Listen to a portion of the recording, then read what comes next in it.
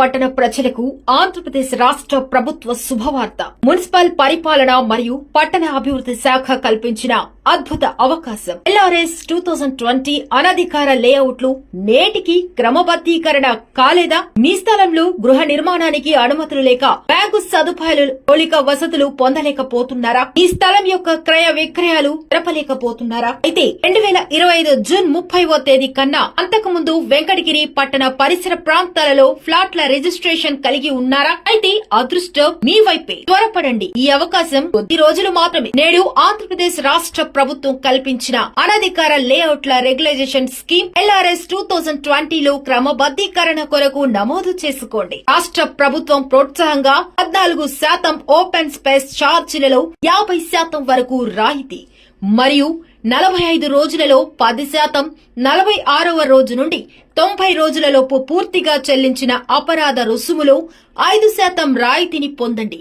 మీ యొక్క స్థలాన్ని క్రమబద్దీకరించుకొని చట్టబద్ధతను పొందండి.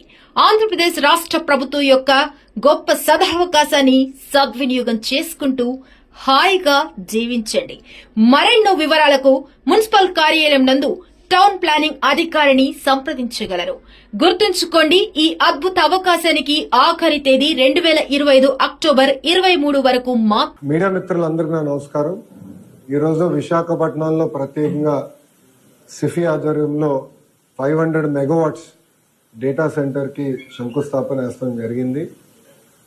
ఇప్పటికీ మీరు చూశారు, కూటమి ప్రభుత్వ అధికారంలోకి వచ్చిన తర్వాత విశాఖపట్నంలో పెట్టుబడుల విషయంలో కానీ అభివృద్ధి విషయంలో వేగంగా మేము పరిగెడుతున్నాం.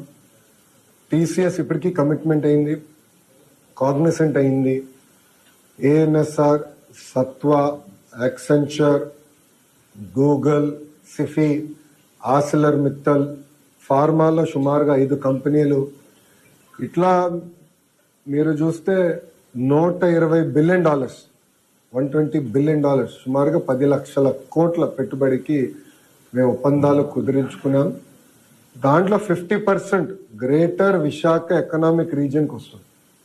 అది ప్రజాప్రభుత్వానికి అభివృద్ధిలో ఉన్న చిత్తశుద్ధి. అన్ని ప్రాంతాలని సమగ్ర అభివృద్ధి చేసి ముందలు తీసుకెళ్లే లక్ష్యంతో మేము పనిచేస్తున్నాం. మీరు పార్ట్నర్షిప్ సమ్మిట్ కూడా నవంబర్ 14th, 15th ఇక్కడ విశాఖపట్నంలోనే ఏర్పాటు చేస్తున్నాం. దానికి కావాల్సిన ఏర్పాట్లన్నీ కూడా మేము చేసుకుంటున్నాం. రోడ్లు కానివ్వండి, అన్ని కూడా మోడర్నైజేషన్ కానివ్వండి, బ్యూటిఫికేషన్ కూడా మేము చేస్తాం జరుగుతుంది. ఇంకా రాబోయే రోజుల్లో కూడా మీరు చూస్తే పెద్ద ఎత్తున అనౌన్స్మెంట్స్ అనేది విశాఖపట్నానికి, ఆంధ్ర రాష్ట్రానికి తప్పనిసరిగా వస్తాయి. అంటే ఎలాంటి సందేహం లేదు. ఎకనామిక్ రీజన్ ని బలోపేతం చేయాలి. ఆంధ్ర రాష్ట్రం $2.4 ట్రిలియన్ ఎకానమీ అవ్వాలంటే దాంట్లో విశాఖపట్నం అంటే గ్రేటర్ విశాఖపట్నం ఎకనామిక్ రీజియన్ కనీసం $1 ట్రిలియన్ ఎకానమీ అవ్వాల లక్ష్యంతో ప్రజాప్రభుత్వం పనిచేస్తుంది. మేము విశాఖపట్నానికి వచ్చేసి ఏదో ప్యాలెస్లు కట్టాలన్నో దానికి రాలేదు. ప్రజలకి ఉద్యోగాలు, ఉపాధి కల్పించే పెట్టుబడులు తీసుకురావాలి, అవి గ్రౌండ్ చేయాలి, అవి ఎగ్జిక్యూట్ చేయాలి, అవి బిల్డ్ చేయాలి. తద్వారా మన పిల్లలకి ఉద్యోగాలు వస్తున్న లక్ష్యంతో మేము పనిచేస్తున్నాం. TCS ఇప్పటికీ వాళ్ళ ఇంటీరియర్స్ అన్ని కూడా ఫిట్ అవుట్ అయిపోయింది. నవంబర్ మాసంలో ఓపెనింగ్ పెట్టుకుంటున్నాం. ల్యాండ్ కూడా ఆల్రెడీ కేటాయించాం, దానికి శంకుస్థాపన వేస్తాం. నవంబర్లో కాగ్నిసెంట్ CEO గారు కూడా వస్తున్నారు, వాళ్ళ కొత్త ప్రాజెక్ట్కి శంకుస్థాపన వేస్తున్నాం. డిసెంబర్లో వాళ్ళ సెంటర్ కూడా, డెవలప్మెంట్ సెంటర్ కూడా ఇక్కడ ప్రారంభించబోతున్నారు. గూగుల్ ఇప్పటికీ మీకు తెలుసు, ఈ నెల మేము రేపు రాత్రి ఢిల్లీకి వెళ్ళి ఎల్లుండి గూగుల్ కూడా వాళ్ళ లీడర్షిప్ కూడా వస్తున్నారు, కలిసి పెద్ద ఎత్తున అనౌన్స్మెంట్ చేస్తున్నాం. భారతదేశంలోనే అతిపెద్ద స్టీల్ ప్లాంట్ ఎక్కడికి వస్తుంది? Visakhapatnam, greater Visakhapatnam. India single largest FDI investment ever ఎక్కడికి వస్తుంది? విశాఖపట్నం. అది మాకు ఈ ప్రాంతం పట్ల ఉన్న చిత్తశుద్ధి. అభివృద్ధి చేస్తాం. నా పైన అనేక ఆరోపణలు గతంలో వేశారు.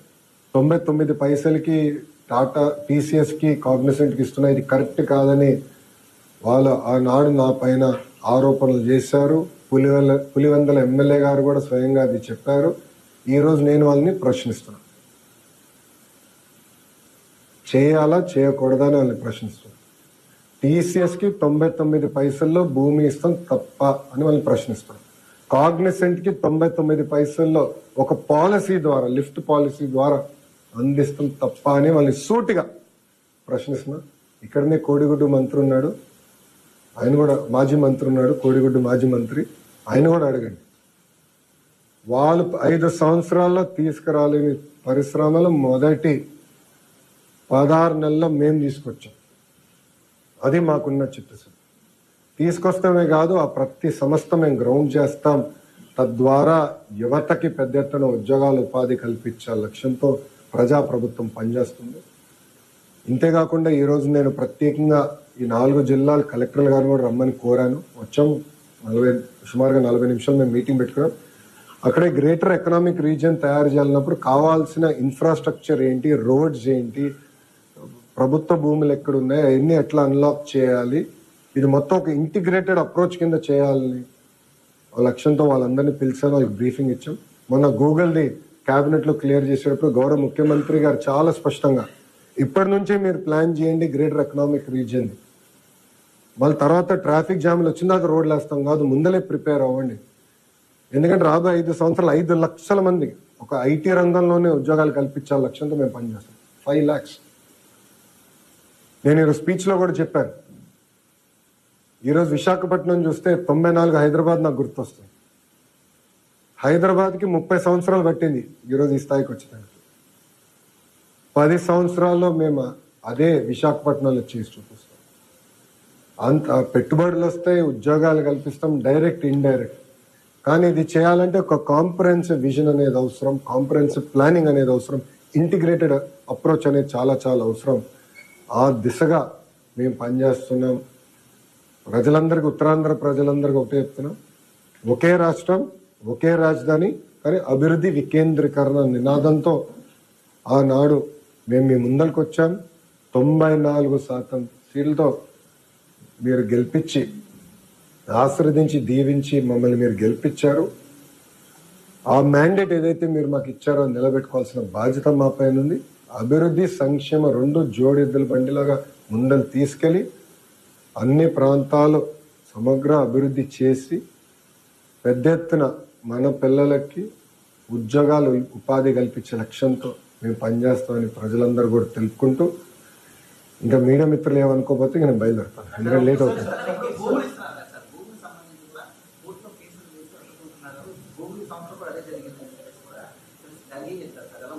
మేము ప్రజల్ని ఒప్పించి అభివృద్ధి చేసి పెట్టుబడులు తీసుకొచ్చి ముందరికి వెళ్తాం.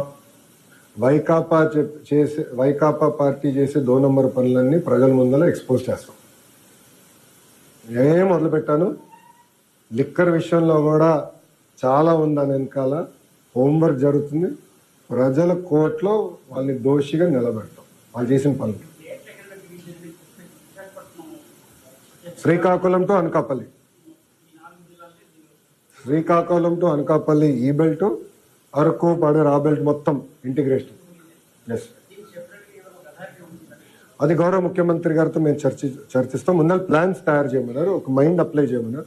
చేసిన తర్వాత మేము గౌరవ ముఖ్యమంత్రి గారితో చర్చిస్తాం. అంటే ఈరోజు $1 trillion ఎకానమీ, $1 trillion ఎకానమీ అవ్వాలంటే సమగ్ర అభివృద్ధి అనేది అవసరం, కోఆర్డినేటెడ్ అప్రోచ్ అవసరం. ఎందుకంటే ఎయిర్పోర్ట్ ఒక జిల్లాలో ఉంది, ఉద్యోగాలు ఒక జిల్లాలో ఉంటాయి, కంపెనీలు ఒక జిల్లాలో. ఇంటిగ్రేటెడ్ అప్రోచ్ అనేది ఉండాలి. హైవేస్ ఎట్లా వెళ్ళాలి, రేపు పవర్, ఇప్పుడు డేటా సెంటర్స్ అంటే పవర్ కీలకమైనది, డేటా కేబుల్ కీలకమైనది. ఇదంతా ఇంటిగ్రేటెడ్ అప్రోచ్ ఎట్లా తీసుకెళ్లాలి అనేది చాలా చాలా అవసరం. అదొక ఒక ఎకనామిక్ రీజియన్ పెట్టి దానికి ఒక ప్రాపర్ స్ట్రక్చర్ ఉంటేనే మనం సాధించాలి. ఓకేనా, thank you boss. I have to leave, I will catch up at the stadium.